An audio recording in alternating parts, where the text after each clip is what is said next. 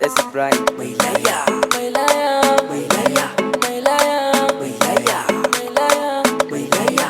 Wane ne mai laya ana batun mai zamani, zance na ku fahimta da na faɗa sami zane. Kuskure zan gyara fuska ta yi sanjin launi, mafarauci riki gora fari baki launi na rene. Asali shi ne tushe da tsautsayi aka je launi, su kuwa tsallan doki sauri ba yana shan shane. Salari na ce zahirin mahauta ba su gudun karni, jin ka ɗaukar dangi tare buloniyar magini. Bacci sana'ar kasa ayyaya ya zarce gani, suna kuwalin zami mai nazari kai yi tunani. So tamkar cibi ne akwai a jikin yayin mulki, sutura boye sirri tukun ya ce ke yin girki. Kajiya gawa ya ce zabuwa ba ta yin haske, jifa ɗaukar seti ya daji babu kamar zaki.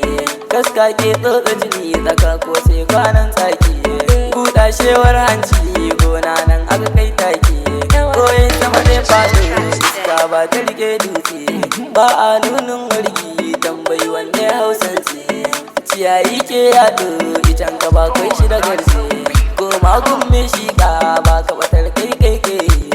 Daren jiya an yi duhu haske yau ya bi ta layi, miya ta karkarfe komai kaso za ka ga kayi. Ka dinga faɗan kai nan akwai ina karkai shayi, tafasa ɗaukar zafi da damuna aka yin shuka. Yayyafa na shanya manomi ya bi ɗalibarka, dafi na gummesa baka da ganaucin naka.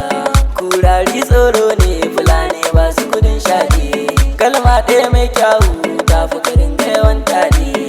Su ma shaidar kayi Idris mai sunan idi, harafin baban